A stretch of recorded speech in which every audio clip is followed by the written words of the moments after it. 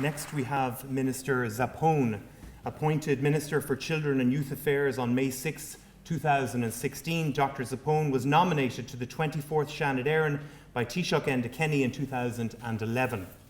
She was elected to Dáil Éireann for the Dublin Southwest constituency in February 2016.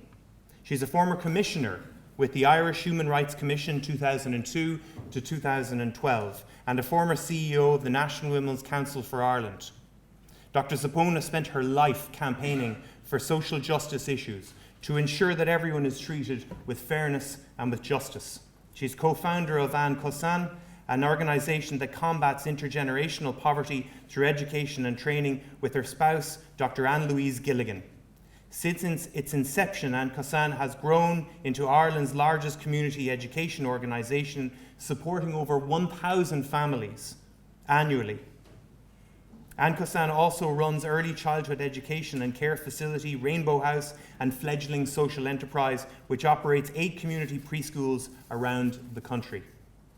Minister Zappone holds a PhD from Boston College, an MBA from the Smurfit Business School, and an honorary doctorate of law from the Law School of Business. Ladies and gentlemen, Minister Zappone.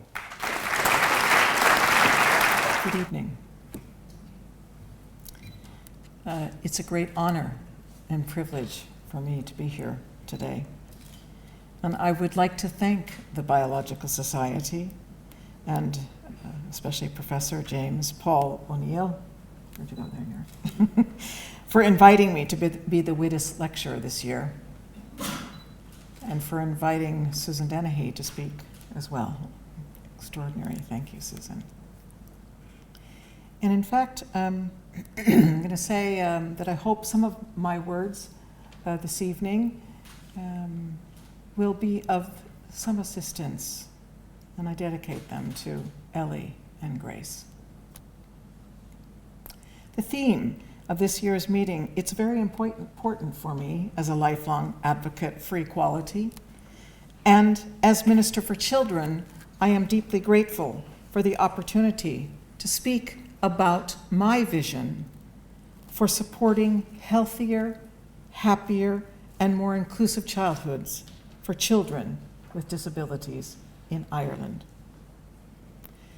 My ambition as Minister for Children is to make Ireland a better place to grow up in, a country where all children are cherished equally and their dignity and rights respected, so that they can live and learn, feel safe and cared for, and have opportunities to flourish to the best of their capabilities. These capabilities, though, don't define the worthiness of each individual's child's right to human dignity. That right is equal to his or her non-disabled peers. Looking around, I don't see any face that disagrees with that. But within living memory, that wouldn't have been the case. And Susan has already spoken a bit about that. It just wouldn't have been. Disability in a child used to change their rights, their expectations, and their hopes. It used to abolish all of them, replacing them with a kindness close to coercion, a care that came close to ownership. It's important, I think, to state that tonight as a validation and also as an encouragement. It's a validation because it proves the improvability of the human condition. It knocks on the head, that head-shaking line that goes, sure, that's the way it's always been. The line that is wrongly used to limit progress, when in fact, it should be a clarion call to fight for progress. But it's also an encouragement, because if so much can be achieved in just a few decades, then the future possibilities are immeasurable. Or undoubtedly so much has been achieved even in the course of your daughter's life because of what you've done. I remember as a kid in America seeing men returning home from the Vietnam War, and some of them grievously wounded, crippled, some of them. But so many of them were crippled only in body, only physically, because they looked around them and found buildings they couldn't get into, or swimming pools they couldn't use, or trains on which they could not travel. And they said, whoa, hold it right there, folks. I went out there and I fought for this country. Don't tell me I'm a hero and then exclude me from what's available to other citizens. They changed the view of people with disabilities, and that raised awareness spread across much of the world. They turned the exceptional into the normal.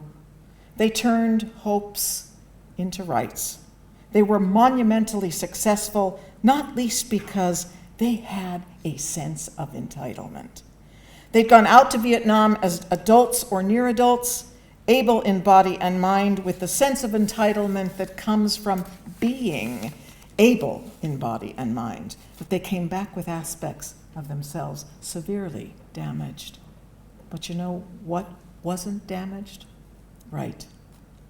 Their sense of entitlement, their sense of belonging, of being full citizens. They started from a different place, from the place where a child with a disability starts. And they taught activists lasting lessons. Their work and the work of generations of activists, some of whom are present this evening, people with disabilities, their family and friends, means that today in Ireland, whether it's education, social life, employment, or marriage, we cannot exclude people because and only because of their disability. I've worked closely with many self-advocates over the last few years to repeal what's called Section 5 of the Criminal Law Sexual Offenses Act from 1993. It's a discriminatory aspect of that act that prevented people with intellectual disabilities from having sexual relationships before marriage. My bill, we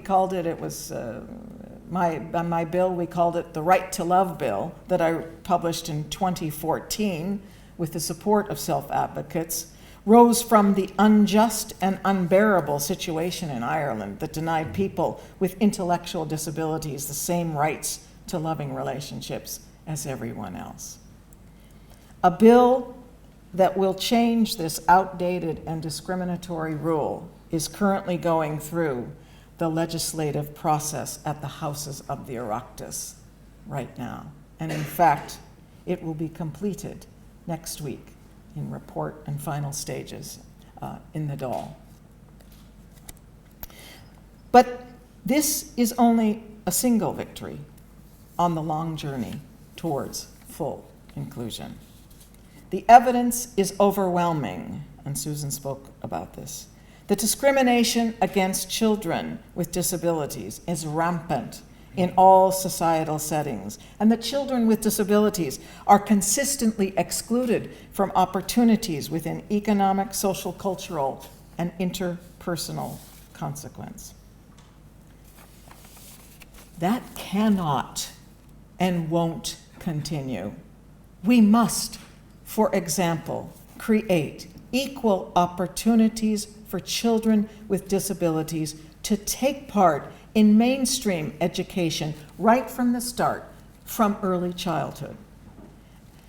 And so, my department has developed an inclusive preschool model. We've only just started rolling it out. It's not perfect. It's called the AIM model, the Access and Inclusion Model, that allows children with any level of cognitive disability to fully participate in the universal free preschool program that we also run, and to reap the benefits of quality early years care and education. This model provides 7 levels of progressive support based on the individual needs of the child and the service provider. And we're training a lot of the service providers as well to participate in this and to bring it to their centers throughout the country. And I intend to extend this model, it's called AIM, as I said, to be part of the new affordable childcare scheme that I will be launching in September of 2017. We've just published the heads of bill for that to move forward today, to ensure that all families with disabled children can access early year services for their children. I also want to touch on the new fairer system of allocating teachers and extra resources to children with special needs. Again, I'm trying to indicate some of the progressive and positive things that are going on within the context, that wider context of, as Susan spoke about, a lack of awareness, a lack of education, a lack of understanding, a lack of resources. But these are some of the things that are helping us to move forward. Coming into force in September, this new system of allocating teachers and extra resources will mean that parents won't have to have their young child diagnosed before they're allocated the resources they need, as they have in the past. Instead, the schools will be asked to identify the overall need for special teachers. And the new model has been developed by the National Council for Special Education in close collaboration with parents and teachers and disability groups, many of whom are represented here today. But much more remains to be addressed when it comes to bringing equality in opportunities and outcomes for all children with disabilities. During my election campaign, as I knocked on thousands of doors across my own community in Dublin, Southwest, I spoke with thousands of people from all walks of life and from all ends of the political spectrum. It ranges from West Tala to Rathfarnham, Knocklion. And one issue came up time and again from parents and grandparents. They were telling me about the unconscionable delays. My friend here is nodding her head. She was with me on that was knocking the doors campaign trail. They were telling us about unconscionable delays in accessing critical services for children with autism spectrum disorder. These parents are fighting for the rights of their children to get the supports and resources that they need and deserve, but they are kept waiting, often months, sometimes years, for evaluations and decisions. And again, Susan's already referred to this. It's not hard to imagine the desperation, the despair that this puts in their hearts and souls of the mothers and fathers, powerlessly watching the devastating impact lack of supports and resources is having on their child's future. So, one of my first acts as an elected public representative was to hold a town hall meeting and workshop for parents and carers of children with autism spectrum disorder and those still waiting for assessment and diagnosis in my own community. And I was really privileged and thrilled to have Professor Louise Gallagher of Trinity work with me, come out to Tala, the library in South Dublin County councils, to work with me and those parents to produce a report. It's very clear that participants were feeling significantly undersupported, feeling lost, abandoned, confused, worried, distressed. They feel that the responsibility for their child's needs is placed solely on them. Significantly, almost all of the participants in the workshop had paid for expensive diagnostic assessments or therapies out of their own pockets. This should not be. So I've since put forward recommendations to address the critical issues raised in my constituency. And those issues match those, but in countless communities across Ireland. And I believe our national policy for autism service provision must align with international best practice and inform the development of equitable services to support all children and families impacted by autism spectrum disorder. Just one other aspect of that, too, that I want to refer to, and again, Susan raised some of these issues in her words to us, is what's going on within the HSE. and the efforts really over the past number of years to reconfigure their health services for children with disabilities. Reconfiguring, especially their existing therapy resources for children with disabilities, breaking them into multidisciplinary, geographically based teams as part of what they call its national program on progressing services for children and young people, disability services for children and young people. And the two key objectives of that reconfiguration are equity of access to disability services and the consistency of service delivery. I spent this morning in Chamber House, which is a setting for disability services, HSE disability services in Tala, speaking with the regional director, the local director, and another expert that's been working in the fields and in the constituency for many years, speaking about two aspects, both their efforts to reconfigure, which they're finally moving on after 8 or 9 years, and also the waiting lists that you also referred to.